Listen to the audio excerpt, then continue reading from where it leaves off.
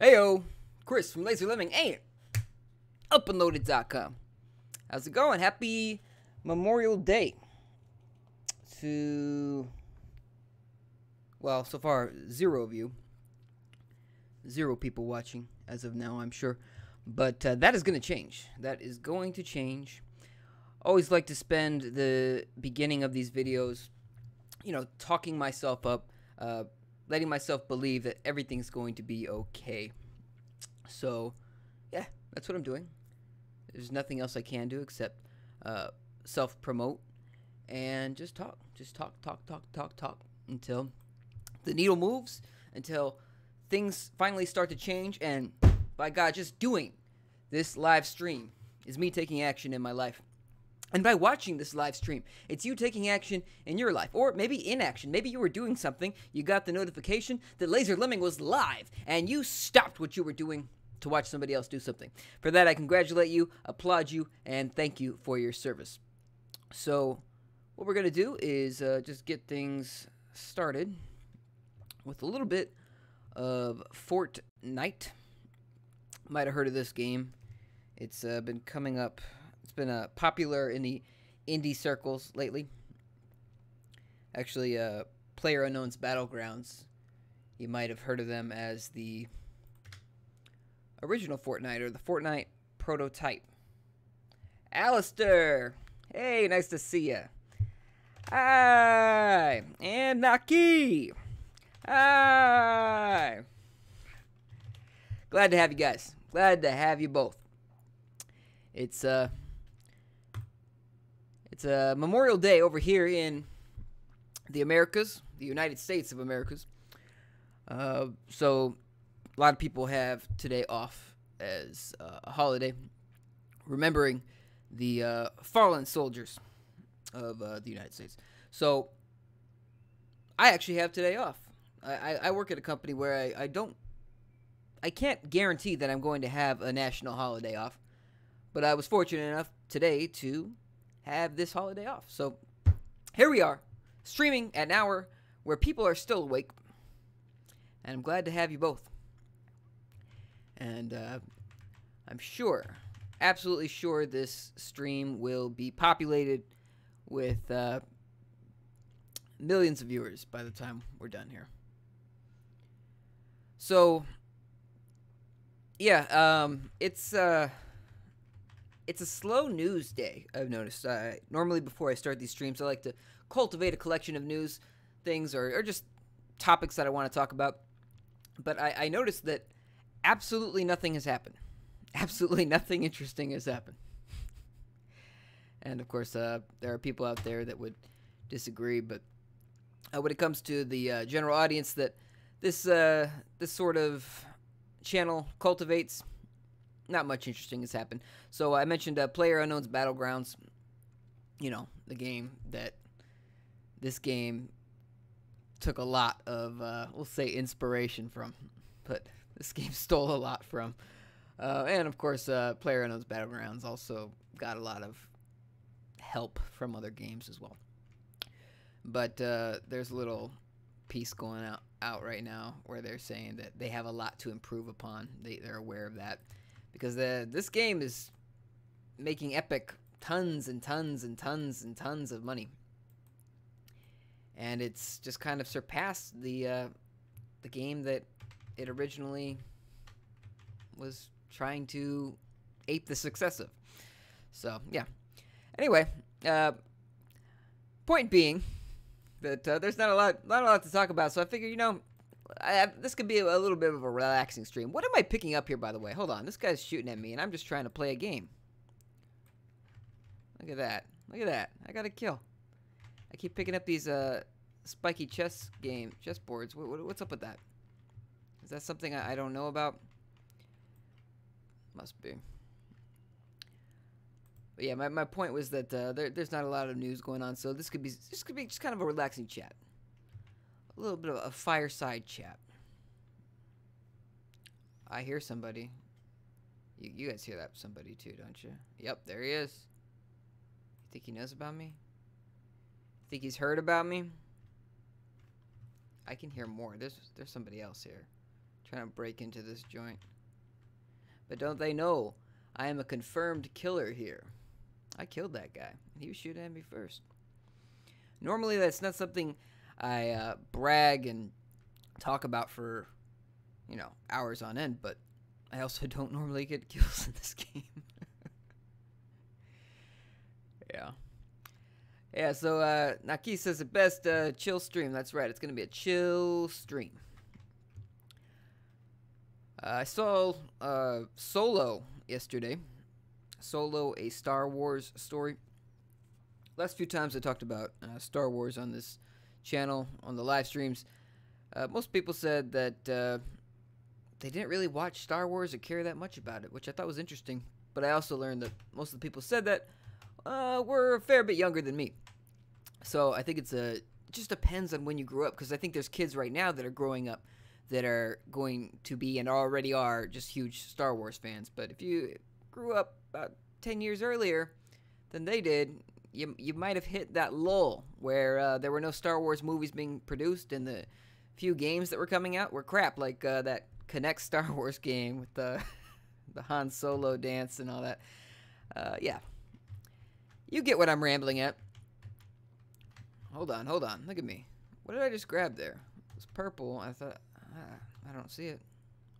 Obviously, I still have no idea what I'm doing in this game. It's remarkable because I've played it several times now, right? And you'd think that I really would get a grip on it, but I continue to unimpress. However, like I said, got a confirmed kill, still alive, and I'm well, there's 41 people left in this game, so I'm at least in 41st place, right? Hold on. You think I can get that guy? Probably not. You think he knows about me? This is not Splinter Cell, dude. You shouldn't be like, or Assassin's Creed. I'm like trying to hide in 6 inches of grass. But I got my gun. The blue gun's better than the green gun, right? You think I'd know this by now? Pretty sure. Cool, man. What's up? Glad to have you. Glad to have all 4 of you out of the future million. Oh, man. You think he knows? Oh, man. Okay. Not enough ammo to oh, man. Look at that. What kind of shotgun was that? Just blasted me, making forts in no time. Is there like an auto fort button where it just creates the whole thing for you? Because it really seems like these dudes know what they're doing.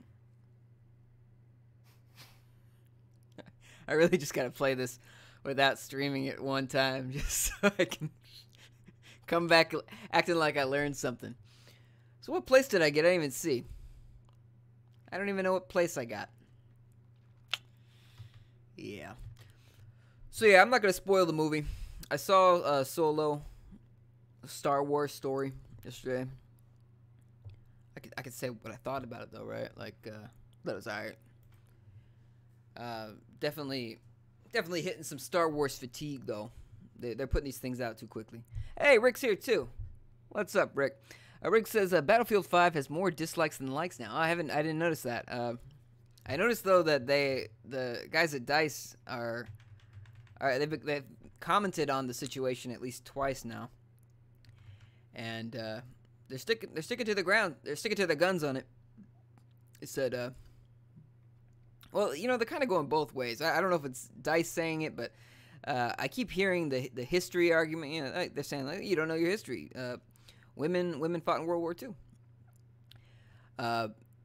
And yeah, they did.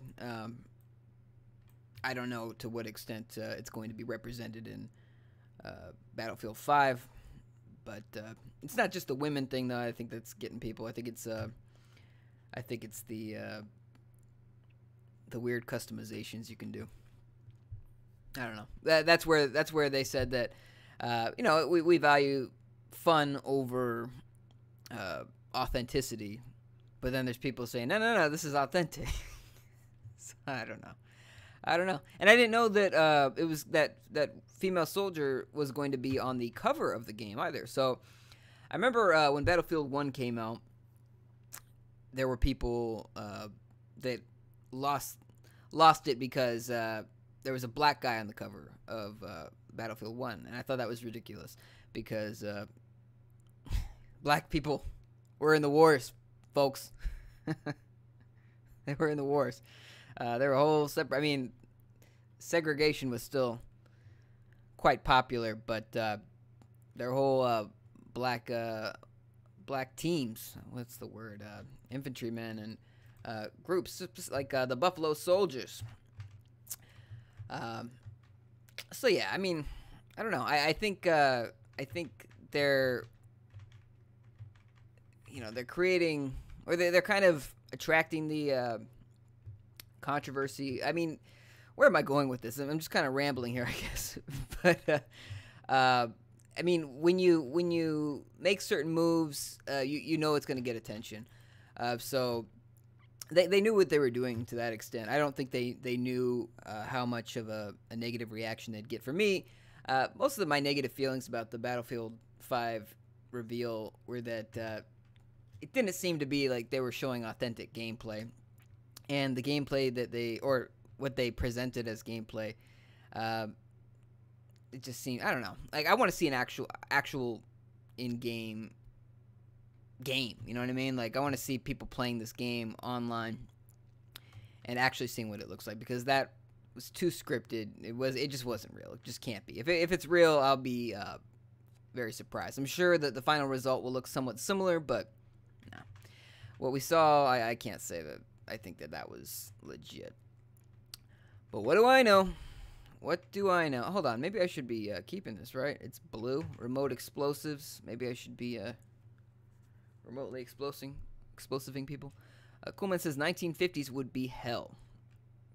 What do you mean? 1950s. 1950s Battlefield? Trying to follow. Where was I going with this? Oh, yeah. So I didn't know that that female soldier was going to be on the cover of Battlefield 5. I thought the artwork looked kind of cool, just with the it was in line with what they've been doing with the last several Battlefields, actually. I would like if they were willing to change up their color scheme from just this blue-orange thing that they always do. But yeah, I don't know. I think right now DICE is trying to have their cake and eat it too. Like, as far as authenticity and fun, because there's people on now saying that, oh yeah, this is we're favoring fun over authenticity, but we're also saying that it's not authentic, or we're also saying that it is authentic. This is accurate to history. I don't know. The character customizations sound like they're gonna get crazy, and they absolutely will get just nuts, because there's not going to be loot boxes, according to DICE and EA. Where am I going? Literally lost in the fields. So there's not going to be any loot boxes, not going to be any paid maps. So everything, all the microtransactions are going to be cosmetic DLC that you buy up front. At least that's the impression that they're giving us. So you buy, you know what you're going to buy, and you buy it. Which means, and they said it's all going to be cosmetic. So everything that you can pay for extra will be a cosmetic extra. So when you see awesome sniper woman with a prosthetic arm, that's not an accident that they're showing you that. There's going to be lots of kooky things in this thing, because kooky stuff is what people tend to buy online when it comes to cosmetic DLC. People want to stand out, and that's how you stand out. You stand out by letting people do weird stuff. But yeah, the whole authenticity thing goes out the window when you start doing that. But those are my completely unbiased thoughts on the matter. What do you guys think? So according to Rick, I'll have to pull it up. I can pull it up here too if you guys want. But according to Rick, the Battlefield 5 trailer has more dislikes than likes now, which, like I said last time, this is not what EA wanted. This is not what DICE wanted at all.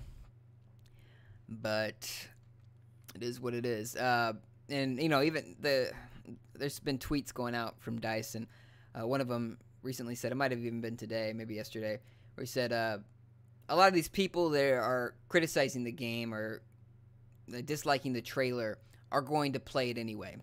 They're going to buy it anyway.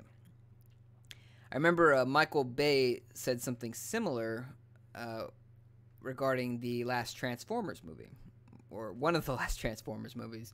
He said, you know, people hate on it, but they're gonna go see it anyway.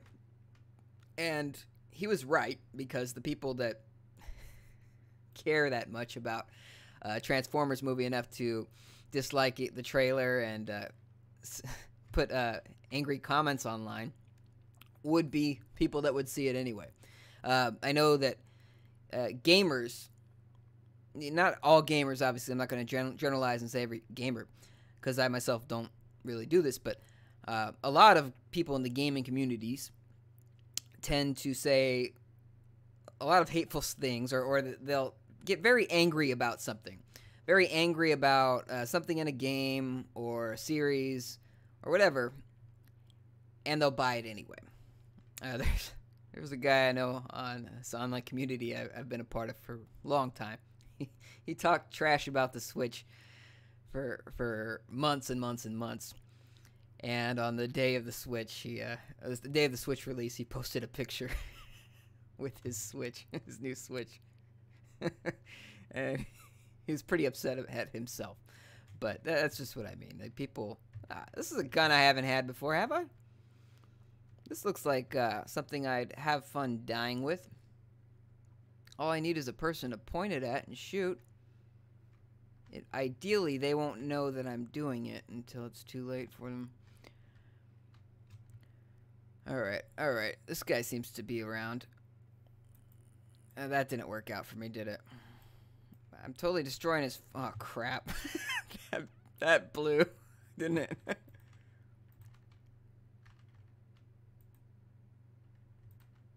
How do I detonate? Is it right click? There we go. Did I kill that fool? It seems like no, I don't know. Somebody else is getting me now.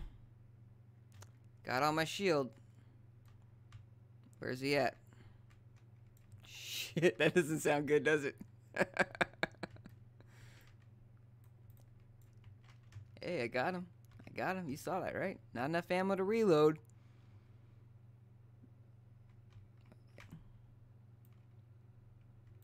Crap. Maybe, you know, I should be building forts too? Huh? Does that sound like an idea that somebody with a brain would do?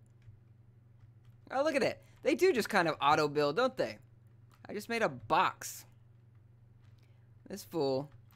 Oh, shit. No. Hold on. You gotta let me push the button. Alright, I got 19th. 0 kills, 19th place. Lost half of my viewers in a single swoop. Amazing. It's like a magic trick. But at the same time, I reached tier 2 and unlocked 1 item. What do you guys think? What do you guys think about the whole Battlefield 5 controversy? We've had a controversy. We've had some days to let the trailer sink in. And I don't think everybody's on the same page here, not even just in this stream of millions of people watching right now.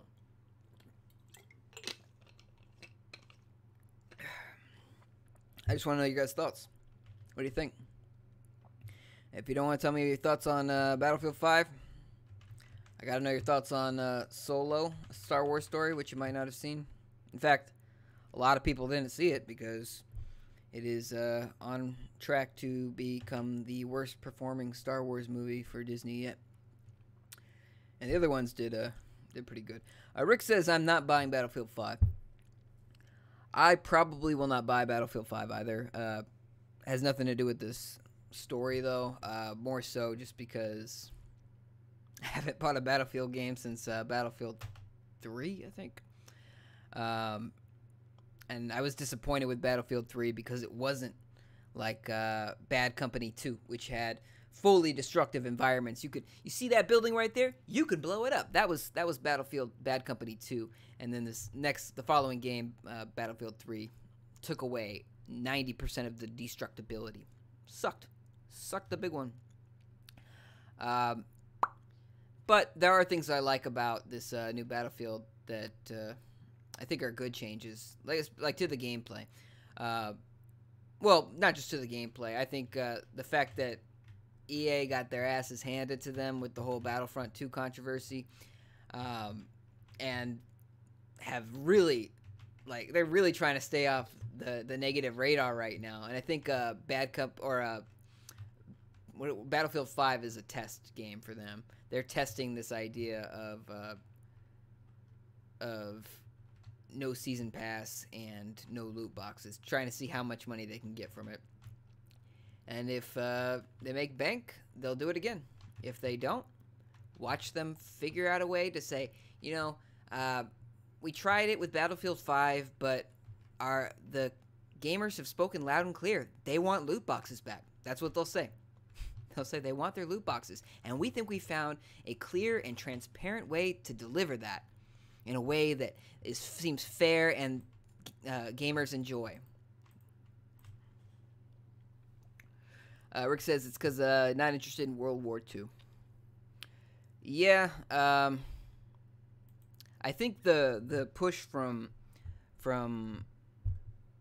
EA, or DICE specifically, from DICE and Activision to go back to World War II came as a response to the pushback from people getting sick of the futuristic shooters, specifically from the Call of Duty franchise. Like, Black Ops 4 is listed as a in-between game. It's supposed to take place between Black Ops 2 and 3, but it looks very futuristic still. I mean, there's no wall running or double jumps, but it's still very futuristic in the way the guns are done. It just is what it is. It's World War II. Call of Duty World War II was Activision trying to give people something that surveys said people wanted. They wanted boots on the ground. A lot of people did miss those World War II games. It's funny because a lot of people said that they wanted to play World War II games again, and the reason World War II games stopped coming out in the first place was because people got sick of World War II games. What's over there? Can I jump out there? No, I can't go to that island over there. All right. Yeah, so people got sick of World War II games. Now they're coming back. It's just like clothing styles. When I was in 4th grade, that was in the 90s, bell bottoms came back. Those were popular in the 70s. And I think a few years ago, they started coming back again. So things go in cycles. History repeats itself constantly. So people get sick of World War II games again, and they'll stop making them. And then later, they'll start making them again. Is what it is. Is what it is. But yeah, I can totally understand. If that's not appealing to you, that setting's not appealing to you, I can see why the game itself would not really float your boat. The reason, like, I don't have a problem with World War II games. For me, it's kind of like you're limited in regards to what weapons you can really use. Or well, it depends, I guess. If you're DICE, you're not limited at all. You can just make shit up as you go. So yeah, this is historically accurate. Everybody had this kind of weird face paint and mohawk back in World War II. I don't know. I got this sniper rifle. Don't know if you guys noticed, but every time I get one of these, I don't think I've ever gotten a kill with it yet. But I intend to change that right now. Right this very moment. As soon as somebody lets me change it. Just need somebody who wants to get shot. If you guys have any clues to who that might be, let me know. Comment section below. Subscribe for more if you haven't already. Okay, so Rick, you're not interested in World War II. Would you be getting Black Ops 4? Interested. Doing a survey of one right here. And if anybody else wants to chime in on this, feel free. But yeah, would you get Black Ops 4 since it's not a World War II setting by any means? And I think the crazy customizations would be more justifiable, just because the modern world is a little bit more liberal with that sort of a thing when it comes to hairstyles and makeup. Not getting. Hold on, I'm like reading chats here, and there's too many gunshots going on. You think they know? You think they know I'm here? Hold on. Hold on. Got you. I got you. That fool, man. About to get rid of my gun, too. Oh, all right. Well, I got him. You guys saw that. You guys saw it, right? Says not interested in Black Ops 4 either. Well, personally, I'm not either. That whole campaign killing thing doesn't do it for me. Don't like that. I don't like this whole push into it. These companies are really pushing us to an online-only future. Watch. Alistair says that not getting Black Ops 4 either. That's cool. And Naki says, what do I think about Dark Souls Remastered? Well, I haven't played Dark Souls yet. I was interested in playing Dark Souls Remastered, though, as my first entry. I'm worried that it's going to be a little slow for me. People say, oh, it's a difficulty that's going to kill people, but I'm not that worried about that. I do like learning strategies and getting good at a game, which is the popular phrase for these games, get good. So I will try it. I might try it on the Switch first, see how I like it. That seems to be the system that people wanted to play it on the most, and the system that got delayed to sometime this summer. Coolman says it's weird that there's no campaign for Black Ops 4. Yeah. Well, I think it's weird in the sense that it hasn't been done. You know, they always had a campaign before now, but not weird in the sense that I know that this is what this is what they always wanted. So I would not be surprised at all if the next Call of Duty games do not have a campaign either. Naki says it's going to be easier because of the steady frame rate. Yeah, talking about Dark Souls. Yeah, for sure. Not the Switch version. I mean, the Switch version probably has a better frame rate than the PS3 and 360 versions, but it's still going to be 30 frames per second. But the PS4, PC, and Xbox One versions are going to be 60 frames per second, which honestly sounds like the ideal way to play such a game. Yeah. I don't know. When it comes to these online-only things, I'm not a fan. Not a fan. Supposedly, you know, I talked about Resident Evil 7 cloud version. Got released in Japan for the Switch. It's Japan only right now. Supposedly, it doesn't play too well if you have a Japanese account on a system outside of Japan because the servers hosting that game are in Japan. So if you're far away, game's gonna play really poorly or not at all.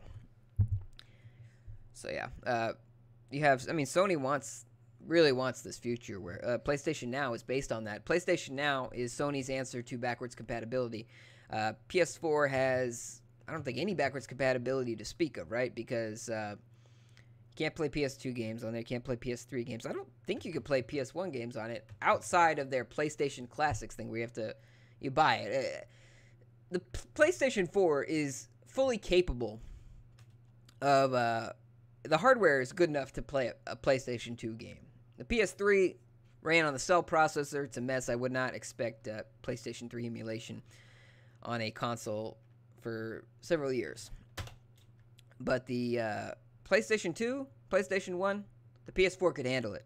Sony chooses not to include backwards compatibility because they would rather sell you these games, or better, even yet for Sony, they would rather rent you these games through PlayStation Now. But PlayStation Now requires a strong internet connection, both upload and download. That upload is where they get you. In order to have this guy's going to get me. He's going to get me. But I'm going to get him first, right? Hold on. In order to have a good experience playing these games, you got to have a good connection. Don't have a good connection, you're not having any fun. Frame rate turns to shit. Ah, he had a big shotgun. And so yeah, until internet connections get way better for a lot more people, it's not a good future. So that's why that Resident Evil Cloud version for Switch will probably stay in Japan forever. Only way we'll probably ever see Resident Evil 7 on the Switch in America or UK or any other country would be if Capcom actually decided to port the game, which they probably won't. Now, Key reminds me, PSP games, if jailbreaked. Yeah, we were talking about that earlier. The PlayStation Portable was hacked. Breaking news. I don't know if you heard this.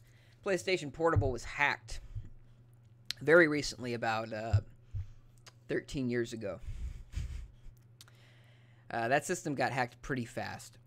And a lot of people said, oh, this is good for Sony because a lot more people that wouldn't have bought a PSP bought one because it was hacked. When it was hacked, you could put emulators on it and play Super Nintendo games, NES games, Sega Genesis games, whatever. You could play all these games. You could play homebrew games. You could also play pirated games. So Sony was not happy when the PSP was hacked. It didn't matter to Sony that they were selling more PlayStation Portables because the money is in the licensing. It's not in how many units they sell. Unless the hardware, I got a little gnat here, unless the hardware is getting them like 90% profit, something crazy, right? That's not a big deal for them. The money for Sony is not in the hardware. The money for Nintendo is not in the hardware. The money for Microsoft is not in the hardware. The money is in the licensing fees. So they get you the hardware. The hardware is the struggle to get out the door. When the PS4 launched, let's use the PS3. It's a better example. When the PS3 launched, Sony was supposedly losing about like $300 to $400 per system because it cost them more to make than what they were selling it for. I remember when the PlayStation 3 launched, the fucking gnat. Gotta get these gnats out of here. When the PlayStation 3 launched, came out at two prices: $400 and was it $500 and $600? Right? Crazy, $500 and $600, and they were still losing hundreds of dollars on each system. They couldn't sell the system for $1,000 in America, make a slight profit, because nobody would buy it. Very few people would buy it. It would have been a disaster.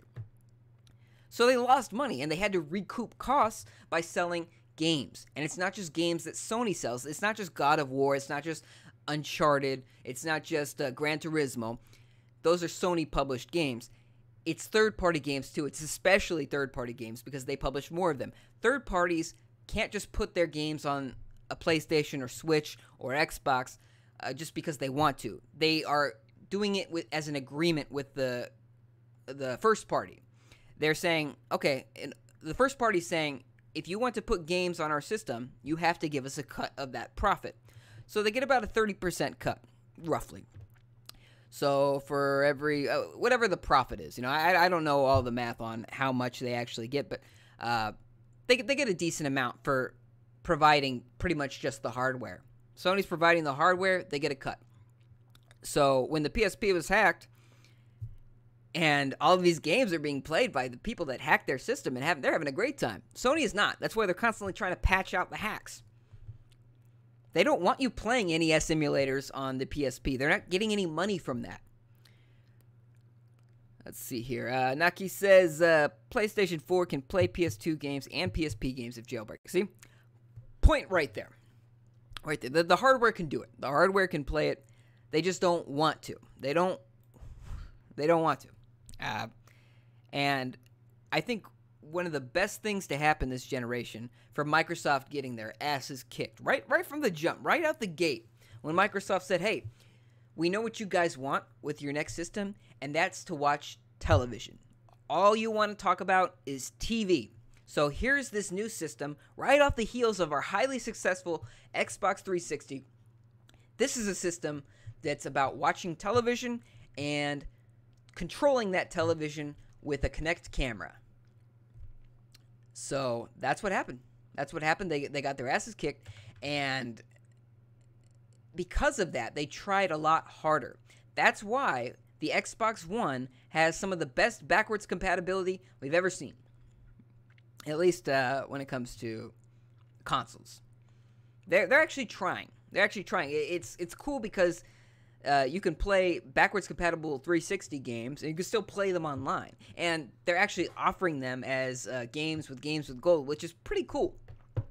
Pretty cool. Sony, on the other hand, is saying, hey, we'd like to rent you some games you already own with PlayStation Now at a monthly subscription fee. I don't like it. I don't like them apples one bit. But that's where we're at. Alright, so here's what we're going to do. I'm going to play one more round of Fortnite, then I think I'm going to switch on over to another game. You know what I just noticed here? Hold on a tick. Can you guys even hear me? Can you hear me? I'm freaking out right now. You got it, right? You guys are responding to things I'm saying, aren't you? Yes. I'm looking at my my streaming program, and I'm not seeing the mic meter move. But I don't know if it was moving at all. Rick says yes. Thank you, Rick. Naki says yes. Thank you, Naki. Sometimes you just think you're losing it. And half the time you are. But not right now. But I'm interested to know, oh, did I get shot at or just get hurt from falling? I feel like I got shot at. That didn't seem like a big enough fall. If I die in like the next 2 seconds, we'll play another round. But if I don't, I think there's another game we could play. I just don't know what that game is. What do y'all think? Is there anything you guys are like, interested in seeing me play? Because I'm always interested in spicing it up.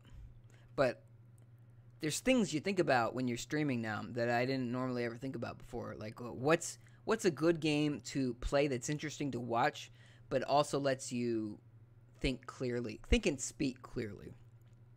Because sometimes when you get into the game, you just lose your train of thought on whatever you're talking about. Look at this. Got a blue gun.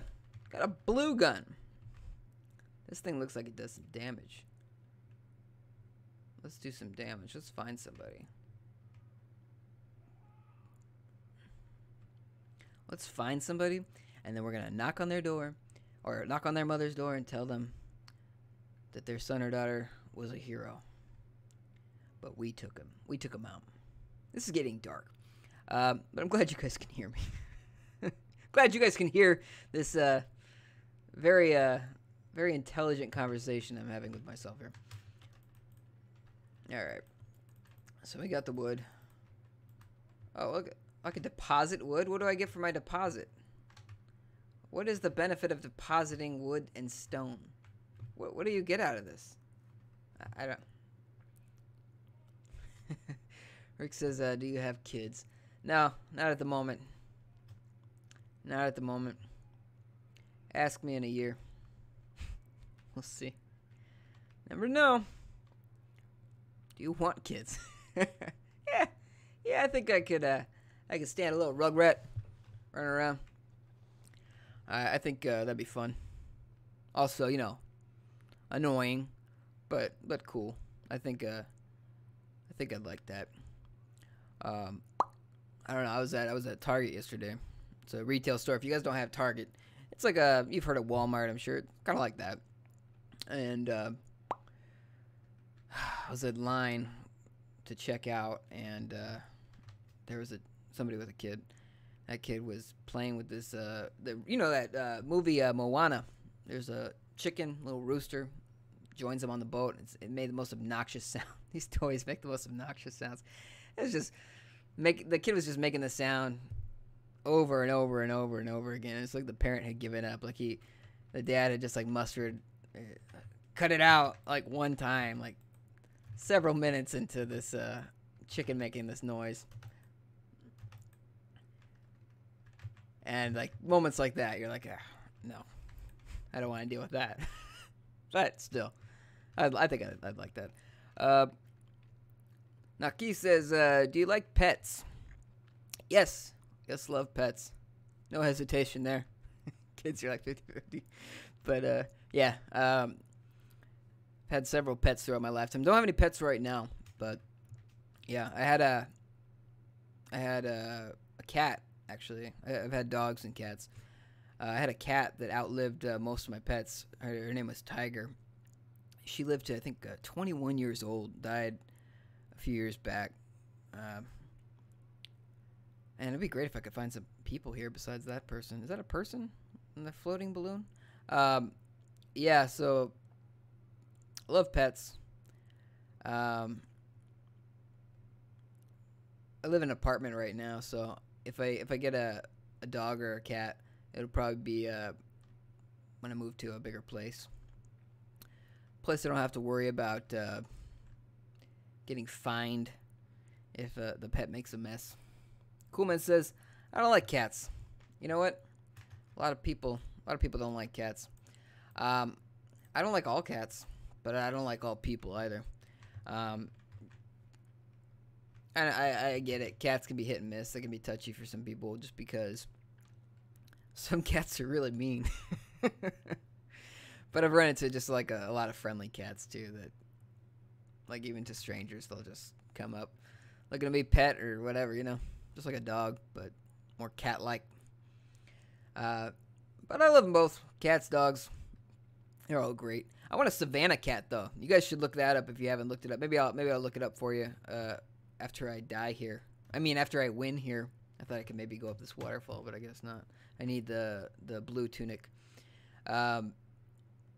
Yeah, Savannah cat is a giant.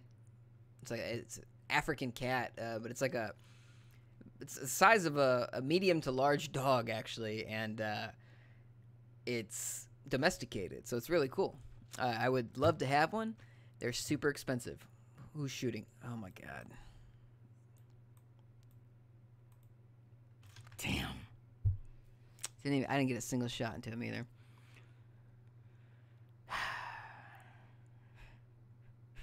Coolman says, my older brother had a cat and he named it Hitler. Yeah, look, he's going to steal my gun. No, he's foolish. He didn't even take it. He didn't even take it. That's what you get. That's what you get. Yeah, I can see some cats could be Hitlers. Now, Keith says, I like cats and dogs, but I'm allergic to them.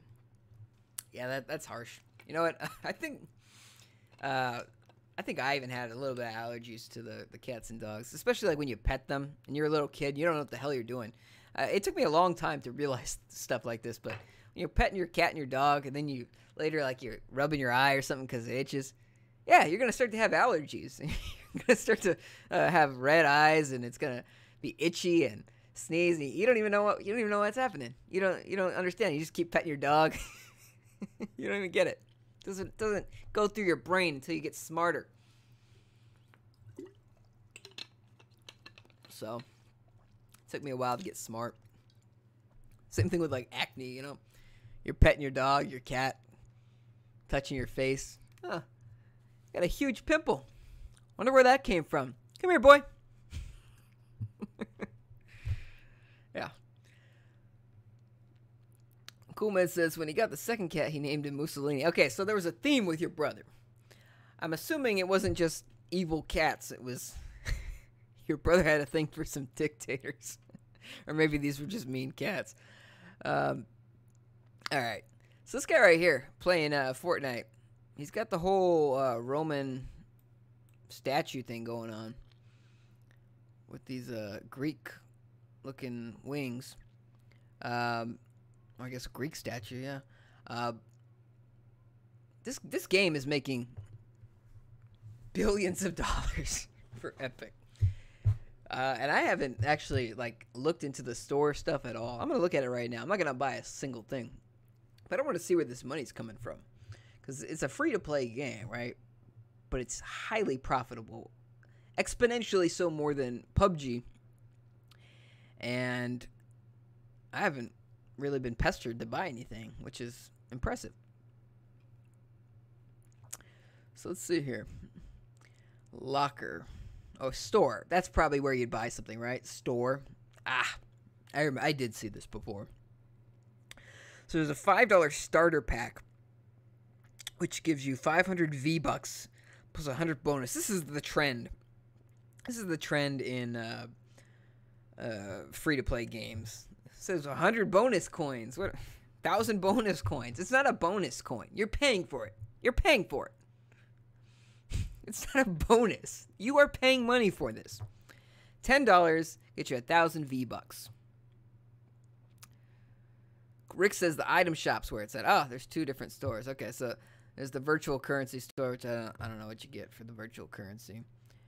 I'm assuming cosmetic items. Rick says, second cat was fat like Mussolini. I had a fat cat, too. I loved him. His name was Milo. He was a real fat cat. After he got neutered, poor guy, he just gave up, you know. He just ate a lot. Food was his new thing. And he liked you to watch him eat. He would meow at you, so you'd come watch him eat. Love that guy. Okay, so Rick says the item shop's where it's at. So we're at the item shop here. You gotta buy with virtual currency. Okay, so the store is where you buy. I don't know why they separate this stuff. So the store is where you buy your virtual currency, and the item shop's where you spend it. I see. Dip for 200. Oh, it's a dance. Okay, so let's see what the dip looks like. This costs. Why do you? This is not. How, you gotta let me play the dip again. How do I keep showing the dip? I'm not gonna have to keep clicking on it to see the dip. Here's a zany. Oh, it has a little music to it too. Oh, he keeps going.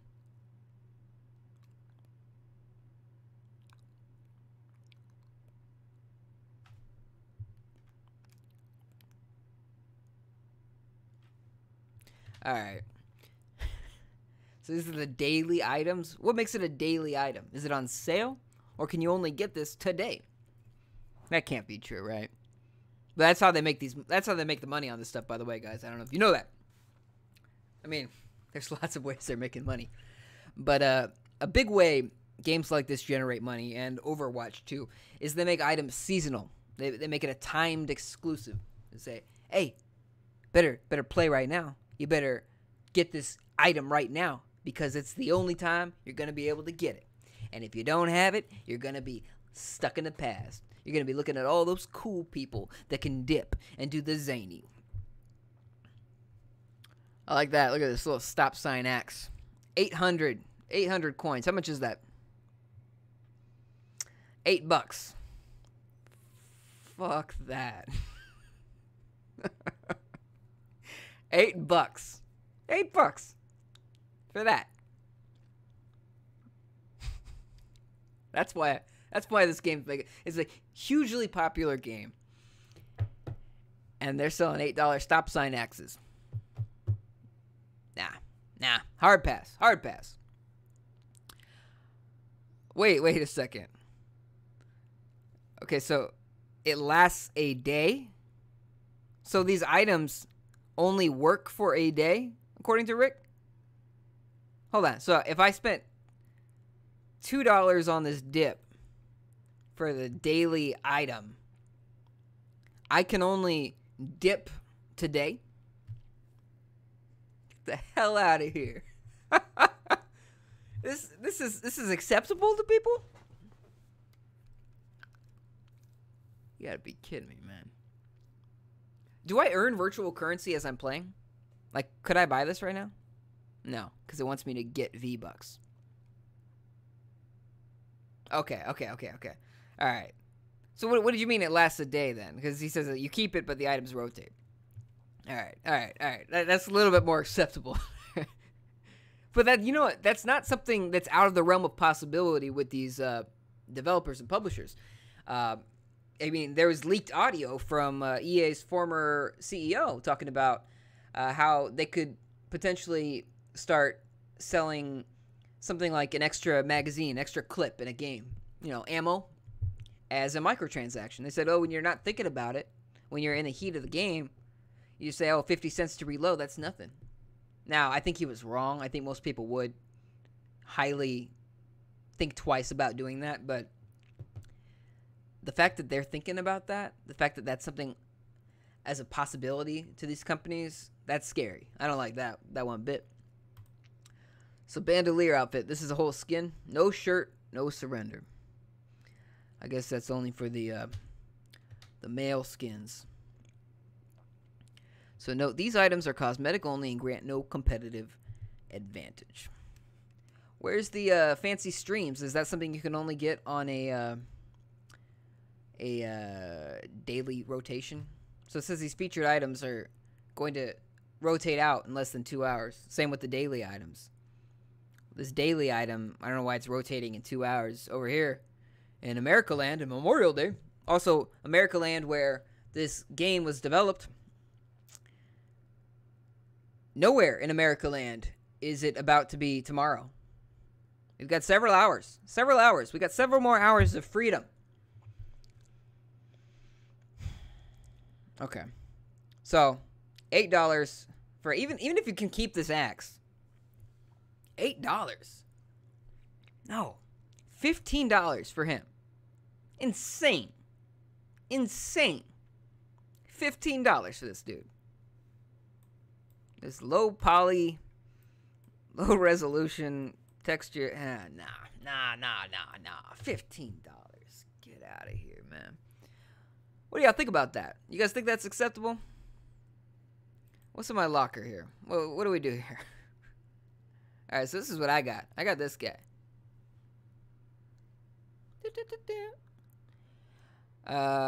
Rick says, kids and credit cards make one hell of a game. Ain't that the truth?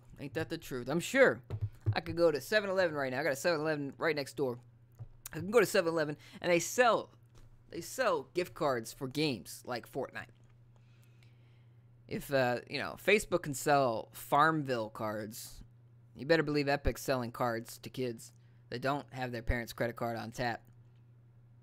This is where money's being dumped.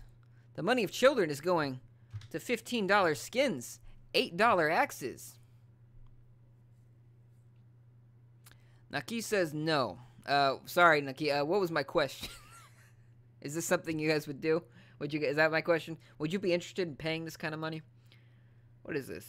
Random outfit. Yeah. I don't have much to choose from, I guess, right? Unless I want to spend $12 on a rusty glider, or $8 on a cutting edge that doesn't give you a cutting edge. It just it's cosmetic, which it shouldn't. It absolutely should not give you an edge in gameplay. But man, $8. These prices are just unacceptable. It's crazy. It's crazy. Oh yeah, I paid $2 for my guy to do that once. Paid $5 for this. But most of all, I paid $15 to look like this. Nah. $8 to look like a taxi cab. I don't know. Just doesn't seem worth it to me. $12 for this.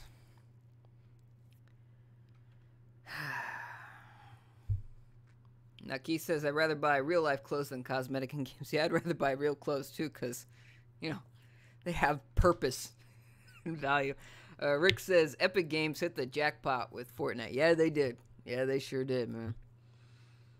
I don't know, like, if PUBG, like, really goes down the tubes, which, they're not in any real danger of that right now.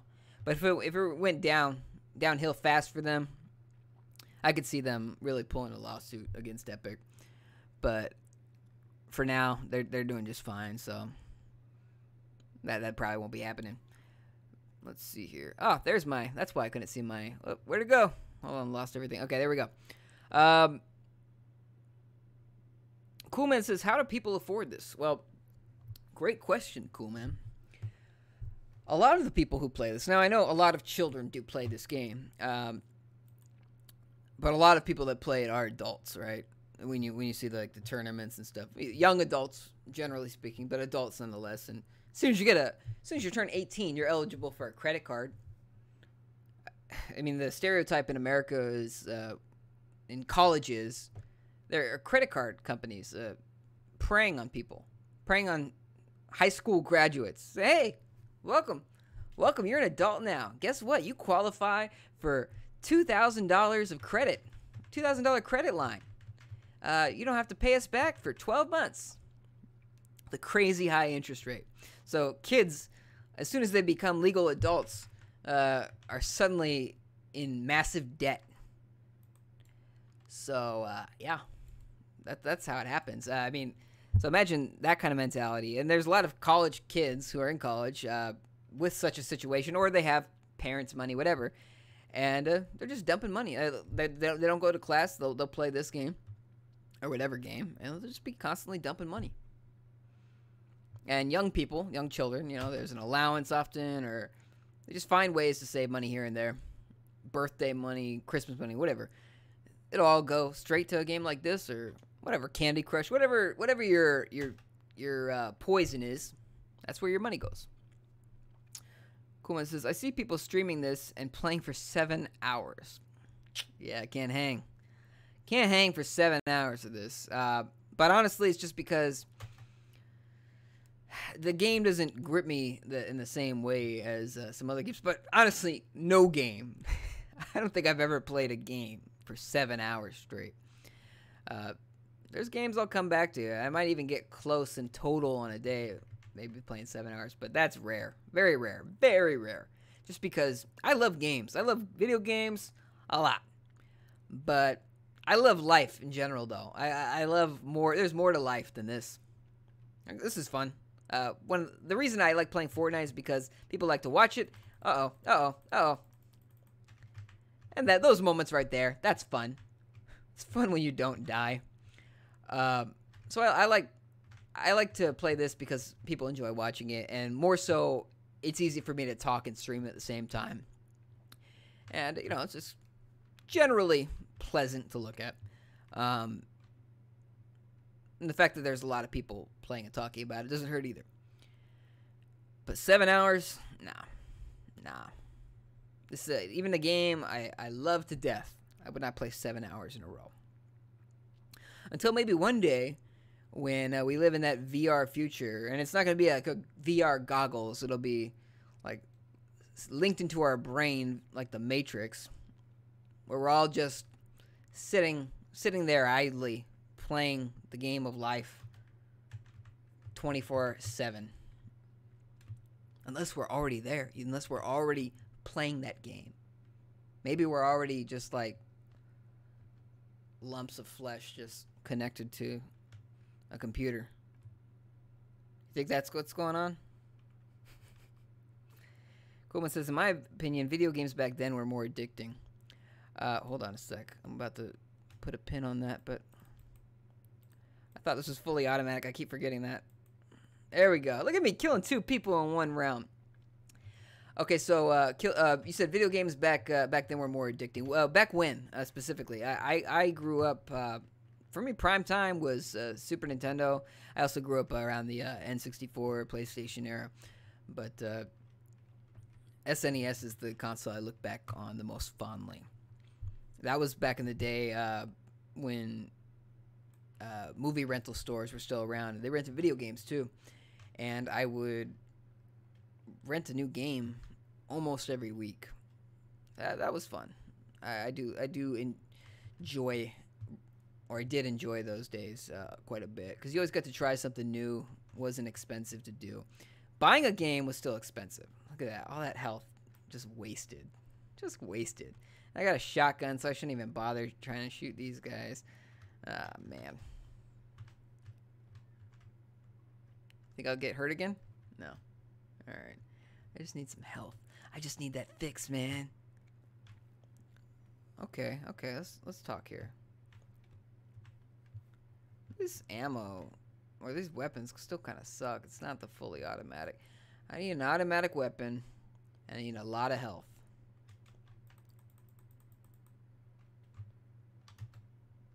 Oh, Rick says, or Coolman says when DLC didn't exist. Yeah, man.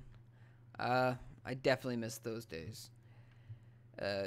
Gaming in general has gotten so much more predatory and less about creating fun games and more about creating addictive games. But not addictive to be fun, just addictive to hit that right dopamine level to make you want to fork over more money. And this game is popular. I'm playing it right now for free. I'm not spending a dime on it. But this game, make no mistake, is designed with a lot of ill intent to get you to fork over more money. That's why it's making billions of dollars right now. It's not because Epic just wanted to create something fun.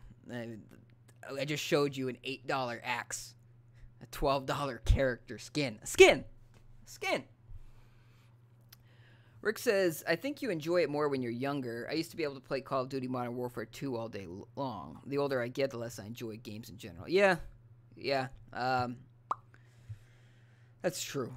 I think part of that is the weight of life. Not to get too heavy on this stream here, but just the weight and realities of life become more real as you get older. You have more responsibilities, just more in general, and as you understand the way the world works, like, I talk a lot about the bad practices in the gaming industry, things that I never would have really spoken about or cared to know about when I was younger.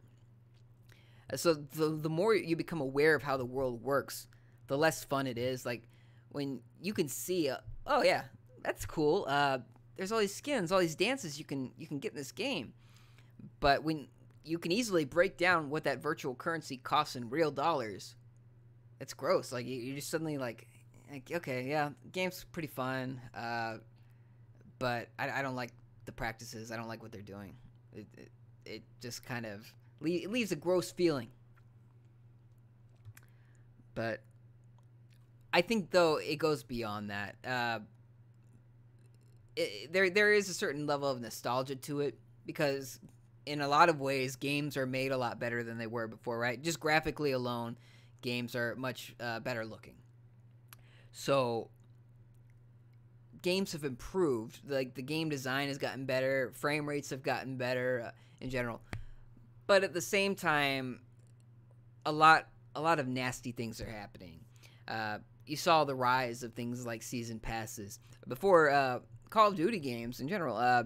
Just any online shooter. You had Counter-Strike, Rainbow Six, probably even Call of Duty. The maps used to be free. They released a game, extra maps used to be free. And not just that, if they wanted to release extra content, they would do it in what was called a expansion pass or expansion pack. And you'd pay extra money. You'd get usually extra single-player content, and sometimes you'd get new modes and maps. So that model kind of existed before. But there were still free maps, and they also offered the ability, they would let people create their own maps. So even when the developers stopped giving out free maps, the players themselves would make the most popular maps, and we'd play those all the time for free.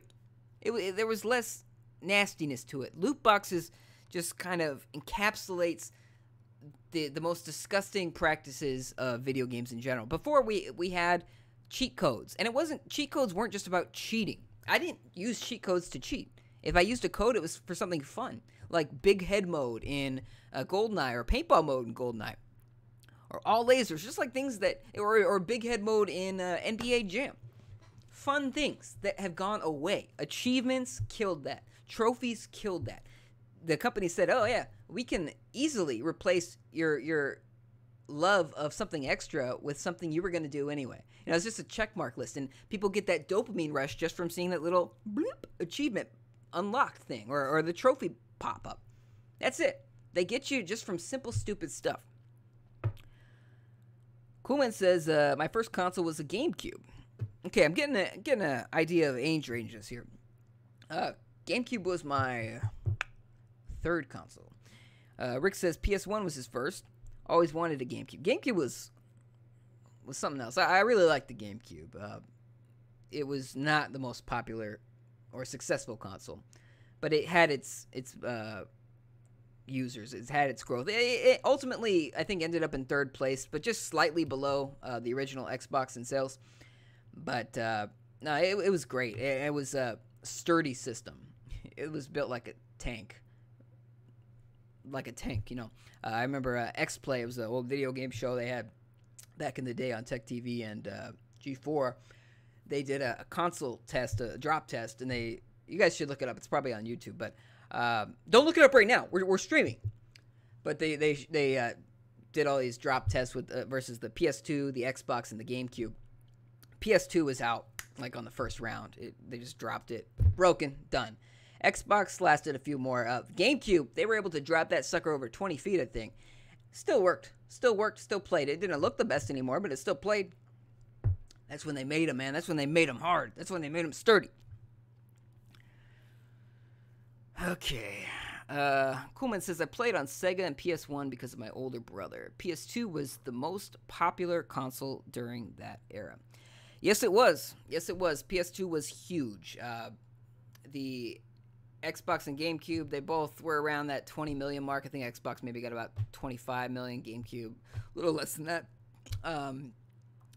But PS2 was a monster. PS2 was one of those rare systems like the DS and the Wii that was just huge. It was a phenomenon. And it was also one of those systems that was not built the best. It was very prone to failure, especially the original build models, the fat ones, which I used to see flames. It looked like flames. It was bright flashes of orange would be in the fan every now and then. And I would vacuum it. In fact, in the PS2 manual, it says you should vacuum the vents, which it probably says to do in the PS4 manual too, coming to think of it. But yeah, they were prone to fail. Rick says, I had a PS2, but my parents sold my PS1 to buy the PS2. Well, as long as that PS2 didn't break, I guess it wasn't a bad idea because the PS2 was backwards compatible. Something Sony really kind of was a pioneer on, and then they abandoned with the PS4. Just like Nintendo was a pioneer with analog triggers on the GameCube, and then they abandoned afterwards. Everybody else said, hey, analog triggers are a great idea, Nintendo. Nintendo said, yeah, you can have it. We don't want to do it anymore. I don't know why. Cool Man had the slime version of the PS2. I'm just giving you a hard time. The slim version. Yeah, I ended up trading in my fat PS2 for a slim one, just because I didn't want it to break. I wanted to keep playing PS2 games, but I didn't want it to break. That was before the PS3 ended up coming out. I ended up doing the same thing with my PlayStation 3. I got the slim one. I had a fat one that had backwards compatibility. I traded it in for a slim. I didn't like that they got rid of the backwards compatibility, but the only reason I traded that one in as well is because the fat one was hot and loud. In fact, my first PS3 was a dud on arrival. Didn't work. I had the Xbox 360 had the infamous red ring of death, right? PlayStation 3 had the lesser known yellow light of death, which quickly became the red light of really dead. And that was as soon as I opened the system. I bought, I think it was Modern Warfare. Call of Duty Modern Warfare was one of the first games I had. No, I didn't. I borrowed that from a friend. But it came with Metal Gear Solid 4. And I knew something was wrong when I put the game in and the graphics started like flashing black. Just black flashes. The polygons weren't being displayed properly. Something wrong with the GPU or something. And that was a big red flag. And I waited outside of Walmart because it was a special edition of the console. I waited outside of Walmart to get that system. They only had 5 of them at the time. And by the time I returned it later that day, they were already sold out. So I had to wait anyway. I had to wait like 2 weeks anyway to play the PS4. What a joke. What a joke. Said you meant the slim. I know, I'm just giving you a hard time, dude. All right, let's get one more round of this thing in. One more round. Why not?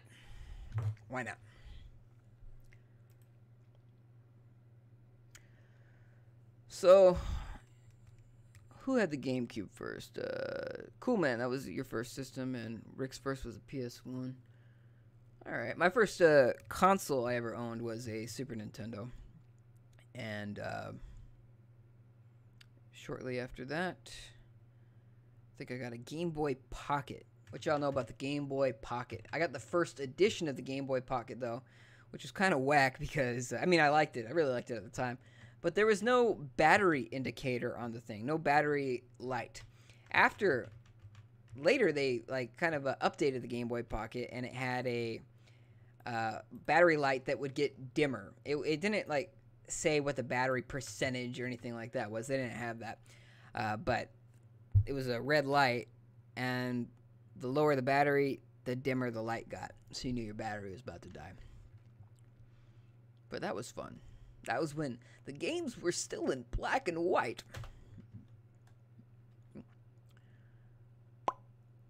Alright. I wish they would let me use the glider like at the very last second.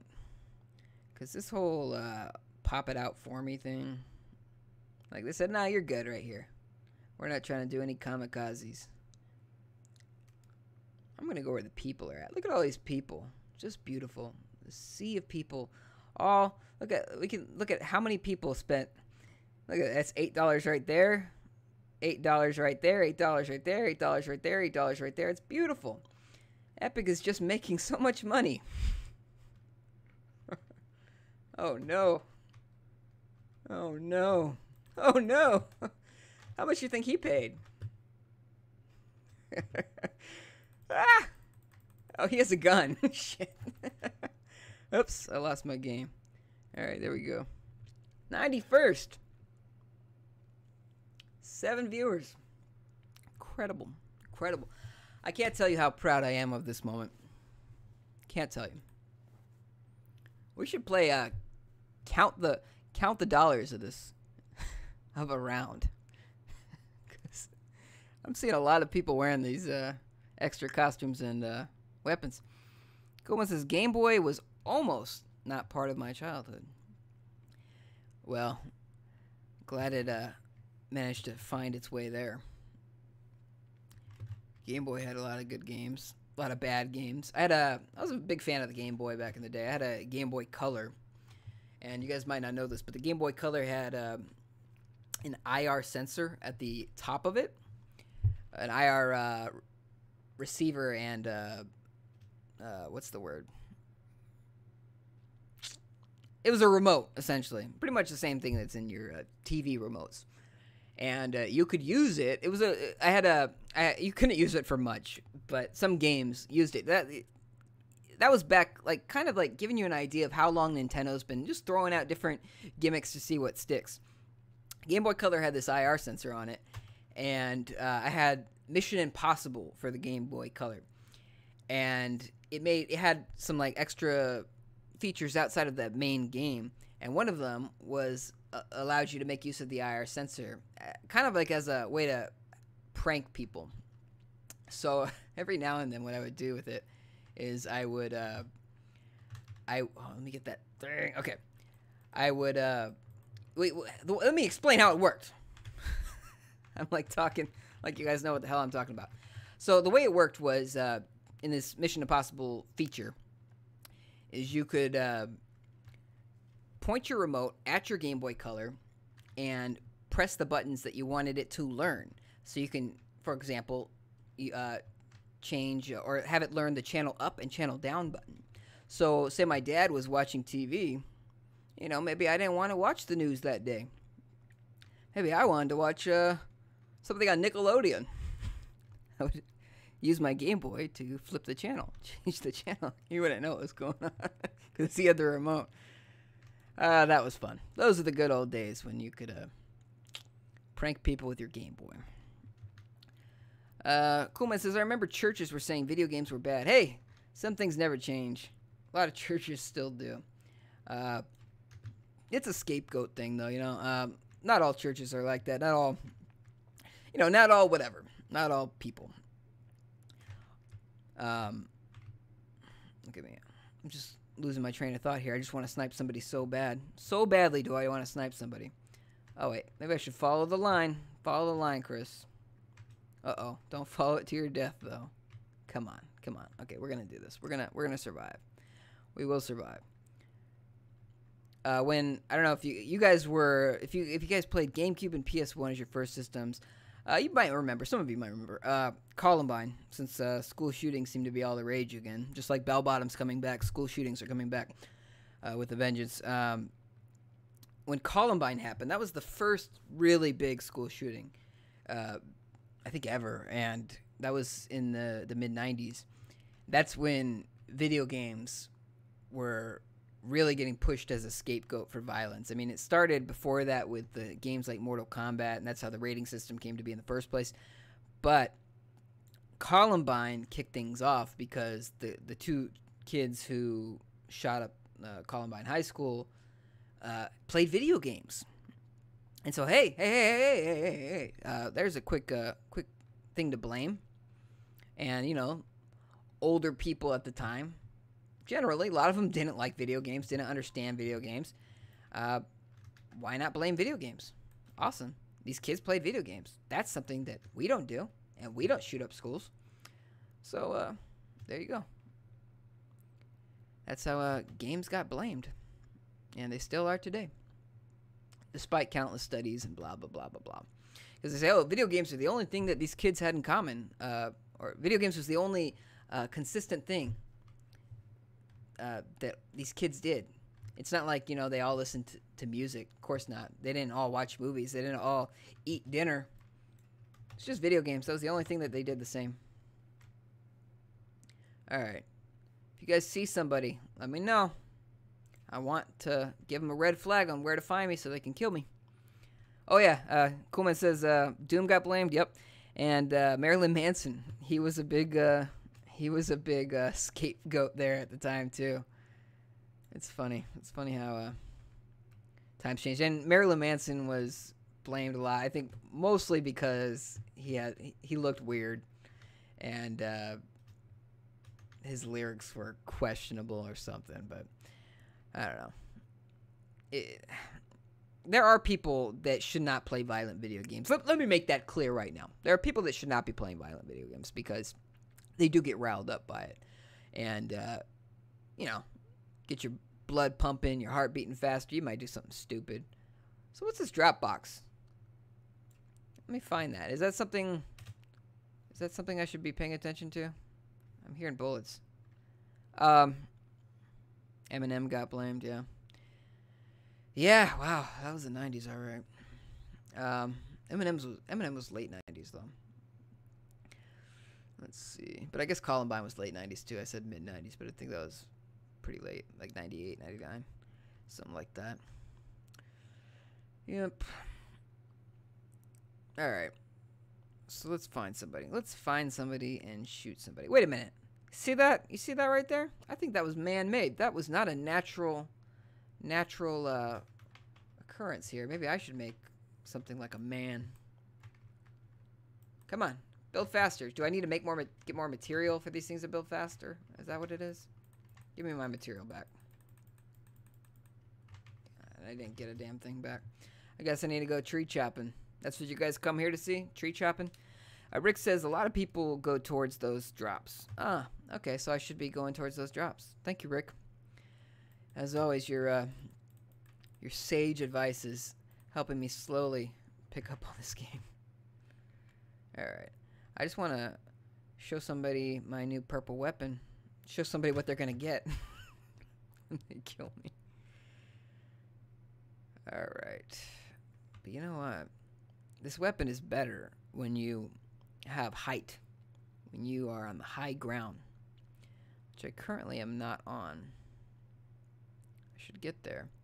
I don't know where anybody is. Let's see here. Okay, so I'm in the middle of this sucker. People should be around, right? How many people are left? Get me out of this, Okay, wait. We're good. We're good. I thought I saw somebody. It was just a bush pretending to be somebody. See, this game gets kind of lonely. I feel like it could use some music or something, right? But I guess that's the idea. This is a game made for streaming. I could be playing my own music, and that way YouTube can flag it for copyright infringement because I played something people wanted to hear. Who knows? We already brought up Eminem and Marilyn Manson. The algorithms might already be reading into this right as we speak. YouTube got a lot less fun, I gotta say. I got into it. I like gaming stuff. Like my gaming channel is the most popular channel, but I got into it because I really like comedy. I have a comedy channel. I don't know if you guys know this. I got a comedy channel called Chris vs. the World. Haven't put a video out there in a few months, but yeah, that's where my passion's at. Just because I get to create new, different kinds of videos and just have fun with it. I have fun with this too, just because this is another passion of mine. Just being able to talk about games in general, it's interesting to me. I think we have a good time. But YouTube, it's gotten more and more corporate. The U in YouTube is gone. It's literally about pleasing advertisers now, which was not what it was designed for. But Google bought it, and it's an expensive platform to run. So they rely on ads, and now they're relying on it's Google's own fault too. Where am I going? I'm supposed to be following this line, I guess. Oh wow, I'm way away. Get out of here. The U in YouTube's gone, so I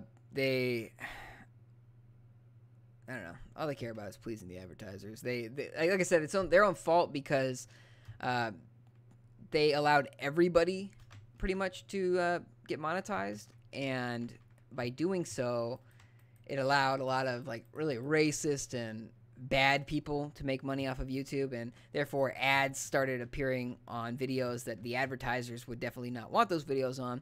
So by Google's overzealousness to make money, they ended up inviting a devil into their home, and instead of just getting rid of those people, they got rid of everybody who YouTube deemed wasn't big enough to make that money. And unfortunately, that has affected me as well. So now I'm just kind of doing this like for different reasons. It's more just about community exposure and growth. That's where I'm at. Cool Man's got a beef about music. He says, music is crap this generation. I have almost all of Marilyn Manson's albums on my phone. I don't recommend his music if you're religious. Yeah, that was one of the reasons he was demonized back in the day. Yeah, I don't know. I think the way music has played out has been interesting because, there's the old song, "Video Killed the Radio Star," when MTV was coming up in the 80s and became even more popular in the 90s. So the 80s and 90s was big for that. So music television, that was a big deal. And the internet has changed things a lot. When I was growing up in high school, I was not a fan of what MTV was playing, or for the most part, generally speaking, there's always going to be something popular that I liked. But I'm a big hip hop guy, and I was not feeling the hip hop at the time, which was what was popular was the South, the Southern music, trap music. Just I like lyrics. I like good lyrics on top of a good beat. So a lot of people just care about the beat, and because of that, the music was just crap. It's just easily digestible crap. At least my own opinion. No, I didn't come all this way to die like that. Anyway, yeah. So when I was in high school, the most popular music I was not a fan of, and things have changed quite a bit because music popularity was based on things like MTV. That was the way people got their music.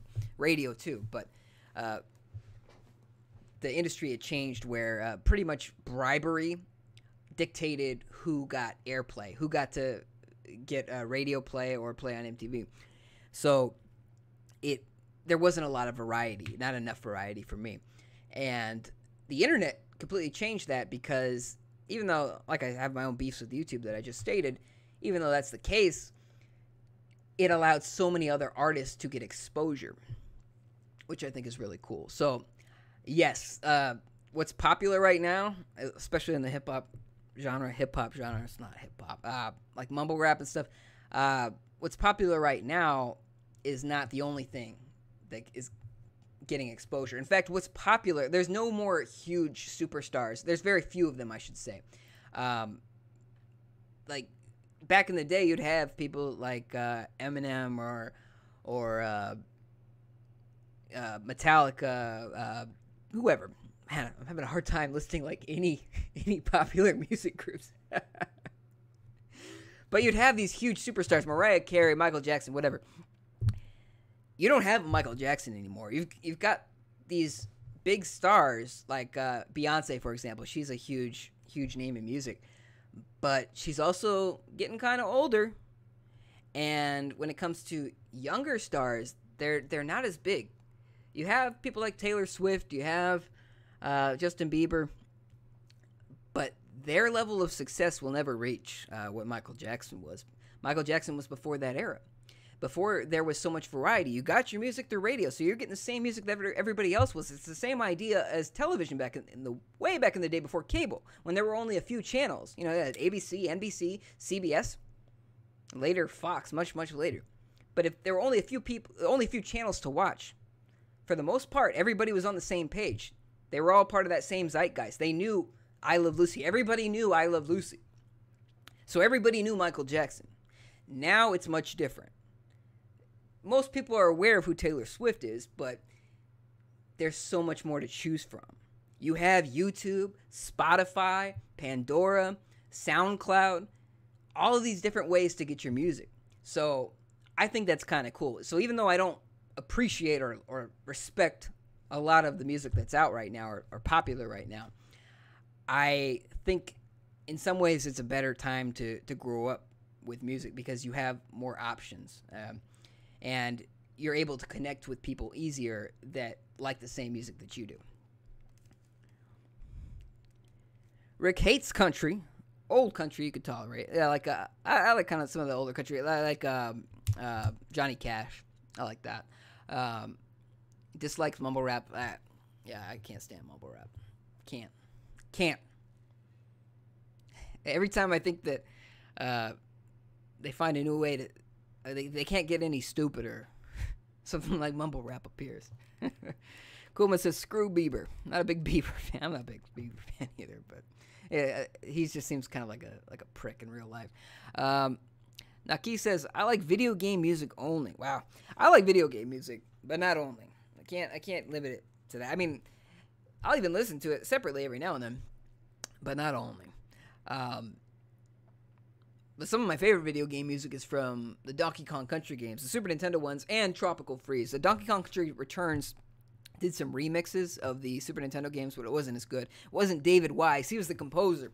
But man, we should listen to some Donkey Kong music. If you guys don't know the song, Sticker Brush Symphony is one of my favorite video game songs. It's from Donkey Kong Country. And Donkey Kong Country 2 has some awesome songs as well. But yeah. Rick says I was doing some mumble rap. Nah. Yeah. The thing about mumble rap is that the rappers themselves don't even generally seem to know what they're talking about. They forget their own lyrics sometimes. I've seen it happen. And they're purposely... I was wondering how they make their words sound so distorted and slurred and stupid, but what they're doing, a lot of them, is they're sticking stuff in their mouth to make their cheeks kind of full. So you do that, and boom, you're one step there towards a mumble rap career. I don't know. I try to think of justifications for why mumble rap is popular. Same reason I tried to understand why Southern music was popular, and my thought process kept being, well, it's easy to memorize. So if you are not going to be able to memorize or let alone rap along with like an Eminem song, for example, or a Tupac song or a Rakim song, if you're not able to process that, oh, well, let me introduce you to Mike Jones. His lyrics are very easy. And that was back when I was growing up, right? These days, let me introduce you to Cardi B or whatever, any popular mumble rapper. It's just simple stuff. So it's the lowest common denominator. It's easy for somebody to sing along to, but it's so dumb. It's easy for somebody to literally mumble along to. I guess, there's the whole joke where, like, you're singing along to a song, but when you don't know a certain word or lyric or line in the song, you just kind of, like, hum along to that part. And mumble rap is just... that's the entire thing. That's my soapbox of mumble rap. Coolman says, I like the Sonic Marble Zone level soundtrack. I gotta listen to it again. It's been a while since I played a Sonic game. But yeah, Sonic had some awesome music too. I think my favorite game music still is with the Donkey Kong Country games, but Sonic had some really cool, like fast, video gamey sounding music. I have the Red Dead Redemption, since Red Dead's coming out this year. I had the Red Dead Redemption soundtrack came with the game, and that game has, it's not like bit music. It's not retro in any way. It's like an Old West kind of soundtrack, so it's more like not a lot of lyrics or songs with lyrics, but there are a few, and there's a few that'll get stuck in my head every now and then. Rick says, I like jazz, hip-hop, rap, mariachi, soundtracks, and some Rocket League music. You know what? I like the Rocket League music, too. I kind of wish that you could play the game and listen to the music at the same time. If you can, I'd like to know. How much did they pay for this? How much did Race Car pay for this dance? He won the game. Cool Man's a rock and metal person.